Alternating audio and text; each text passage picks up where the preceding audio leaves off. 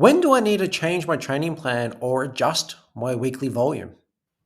Well, it goes without saying that if family gets in the way, work gets in the way, you can simply edit your durations or turn days into rest days or change things to free rides. However, I just want to be looking at a couple of the metrics that could be signs that you either need to scale up or remove sessions within your training week. And number one I'd be looking at is within stats. You can see your weekly report. So you have target and you have actual in terms of effort points. Now, if you've achieved the target effort points for the volume that you've set, so that's what it's been based on, and you've achieved it, say, within 4 sessions, you still had 2 sessions remaining, you're left with a decision. And what I would suggest is that you probably turn one of those days into a rest day and then turn the other one into a free ride and just make it super easy because you've already achieved the intensity for the volume that you've set.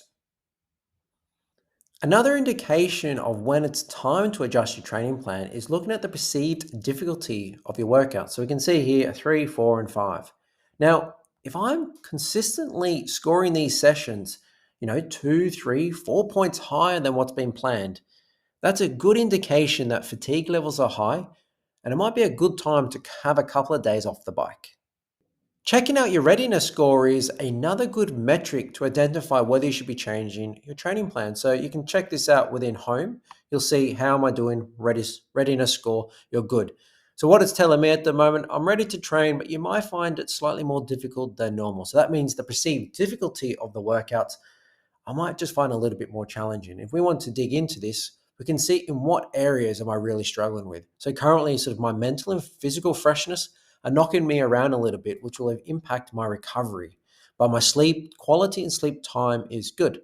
So if I'm consistently tracking around those 60s and you start to see it trending downwards, which you can check out in history, that's another good time to adjust your training plan.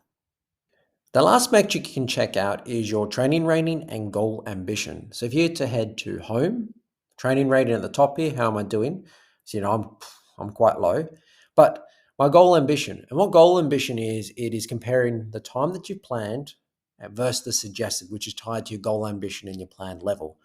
Now, if you aren't able to plan out the week that matches your suggestion, which is based on, you're racing at an expert level, you want to, smash this goal, it may be signs that you just need to tune things down. And I'd be sort of thinking about what's the least amount of work you can do when you are the busiest.